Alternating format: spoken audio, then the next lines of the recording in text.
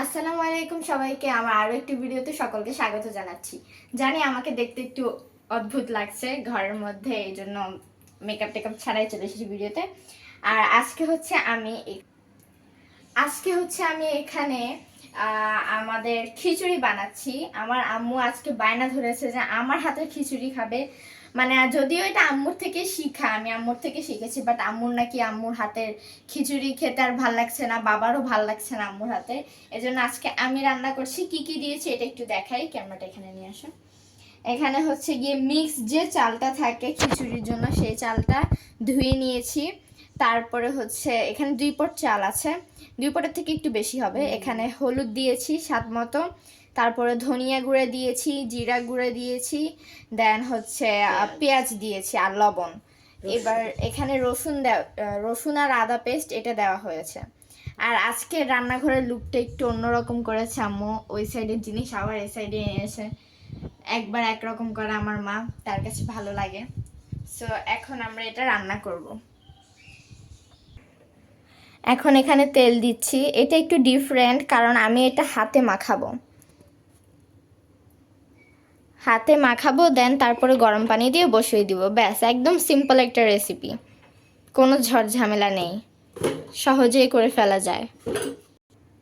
So এটা কিন্তু ভালো করে মাখাতে হবে, একটু কষলিয়ে কষলিয়ে ভালো মতো মাখাতে হবে, তাহলে টেস্টটা ভালো আসবে।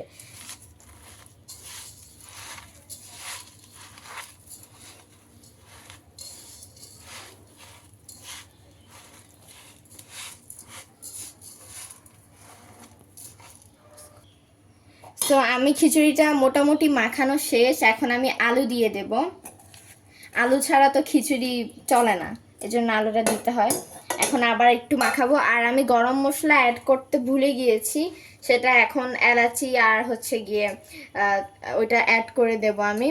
আর আপনারা দারচিনি, তেজপাতা, হ্যাঁ, এগুলো অ্যাড করে দিব। আর আপনারা এরকম মানে হাতে মাখিয়ে খিচুড়ি ট্রাই করবেন। স্পেশালি আমার খুবই পছন্দ, এভাবে হাতে মাখিয়ে ট্রাই করে দেখবেন, অনেক ভালো লাগবে। আর এখানে এখন আমরা গরম পানিটা দিয়ে দিচ্ছি। কে কে আমাদের মতো এভাবে পেঁয়াজ কেটে রেখে দেন। এখন এগুলো ভিজিয়ে রেখেছি, পরে আম্মু কাটবে, কেটে ফ্রোজেন করে রেখে দেবে। খিচুড়িটা বসিয়ে দিয়েছি। খিচুড়ির সাথে যাবে আজকে আমাদের বেগুন ভর্তা, মাছ ভাজি আর ডিম ভাজি। আমি একটু রান্নাঘরটা দেখাই। অনেকে কমেন্ট করেন আমাকে যে আমার পুরো বাসার একটা ট্যুর দিতে। আমি আজকে আমার পুরো বাসার একটা ট্যুর দিই।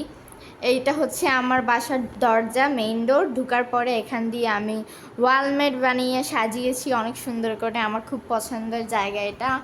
আর এখানে হচ্ছে আরও একটা ওয়ালমেট আছে, আর এখানে একটা মিরর আছে। এইটা হচ্ছে আমাদের একটা গেস্ট রুম কিংবা আমাদের কম্পিউটারিং এডিটিং রুম বলা চলে। এখানে আমার আব্বুর কিছু ব্যায়ামের মেশিনও আছে। রুমটা একটু অগোছালো, সরি ফর দ্যাট, যেহেতু কোনো প্ল্যান ছাড়াই আমরা করছি। আর এটা হচ্ছে আমাদের লিভিং রুম। এখানেও 2টা ওয়ালমেট আছে, ওখানে 3টা ওয়ালমেট। ড্রয়িং রুমটা, আমাদের লিভিং রুমটা অনেকটাই খালি ফাঁকা, কারণ আমাদের সোফা টোফা নাই ভাই। আর আমাদের ছিল সোফা, বাট আমরা সেল করে দিয়েছি। আমাদের কাছে এরকম খালি খোলা পরিবেশই সুন্দর লাগে। দেন এইটা হচ্ছে আসলে আমাদের বাসাটা একটু অগোছালো, তাই জন্য আমি আজকে পুরো বাসার ট্যুরটা দিলাম না, শুধু এইটুকুই দিলাম। যদি ভালো লেগে থাকে তাহলে প্লিজ লাইক কমেন্ট শেয়ার করবেন, আমাদের পাশে থাকবেন। আর খিচুড়িটা হচ্ছে এখানে